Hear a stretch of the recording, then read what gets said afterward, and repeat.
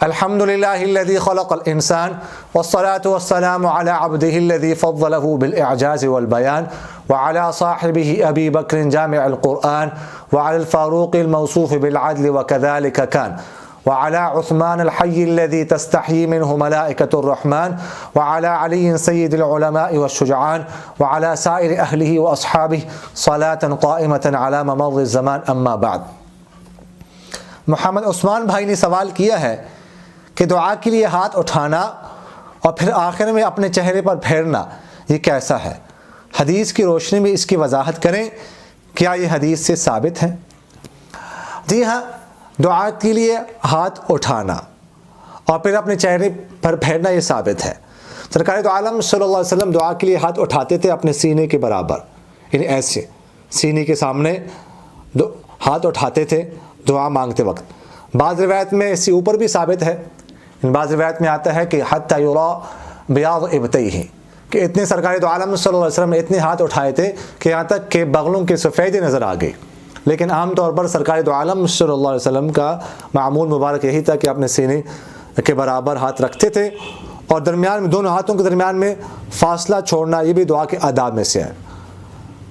فتاوی ہندیہ فتاوی عالمگیریہ میں لکھا ہوا ہے کہ دونوں ہاتھوں میں فاصلہ چھوڑنا چاہیے، سینے کے برابر ہو، اور بندہ اپنے ہاتھوں کی طرف دیکھ کر دعا مانگے، اور پھر اس کے بعد آخر میں چہرے پر ہاتھ پھیرنا یہ بھی حدیث مبارک سے ثابت ہے۔ مشکوٰۃ شریف میں حدیث ہے عن السائب بن یزید رضی اللہ تعالی عنہ عن ابیہ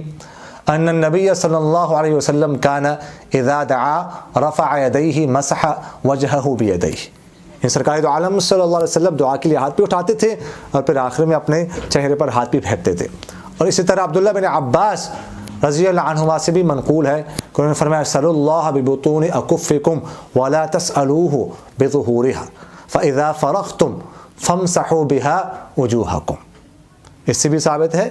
کہ تم آخر میں پھر اپنے چہرے پر جو ہے نا وہ ہاتھ پھیرو، تو دعا کے لیے ہاتھ اٹھانا اور آخر میں اپنے چہرے پر پھیرنا یہ ثابت ہے اور یہ درست ہے۔ برادر محترم محمد ادریس صاحب نے پوچھا ہے کہ کیا قضا نمازیں ایک ہی وقت میں ایک سے زیادہ پڑھی جا سکتی ہیں؟ ایک وقت میں جتنی چاہیں آپ قضا نمازیں پڑھ سکتے ہیں، بس مکروہ اوقات نہ ہو، یعنی عین طلوع کے سورج طلوع کے وقت، عین زوال کے وقت، عین غروب کے وقت، اس کے علاوہ باقی کسی بھی وقت قضا نمازیں پڑھی جا سکتی ہے،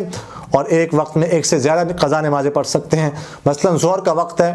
تو آپ اس میں پچھلی جو آپ کے ظہر کی نماز قضا ہوئی ہے وہ بھی پڑھ سکتے ہیں، اور اس طرح فجر کی بھی پڑھ سکتے ہیں،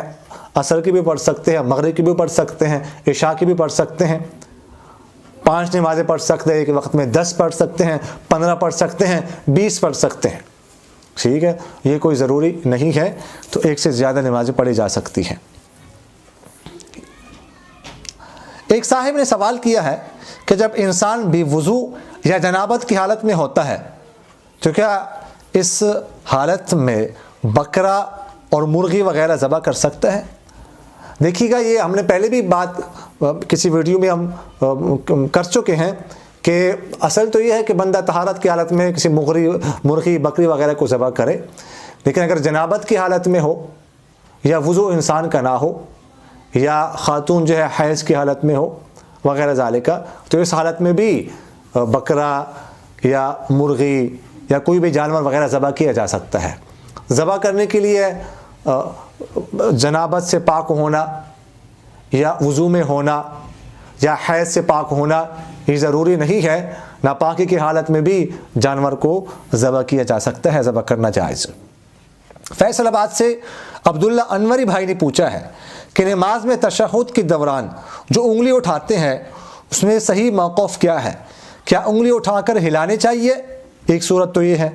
دوسری صورت یہ ہے کہ انگلی اٹھا کر حلقہ بنا لیتے ہیں، اور تیسری صورت یہ ہے کہ انگلی اٹھا کر ہاتھ کو کھول لیتے ہیں۔ ان صورتوں میں سے صحیح موقف کیا ہے؟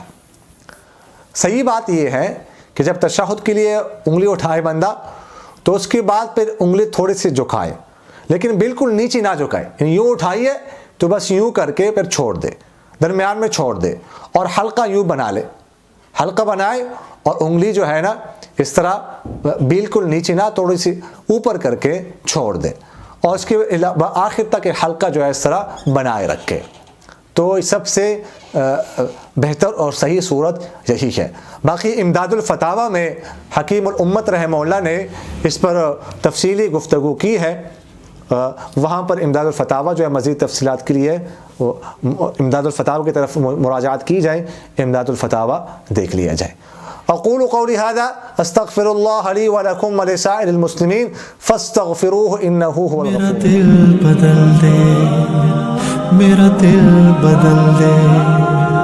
میرا دل بدل دے، میرا دل بدل دے.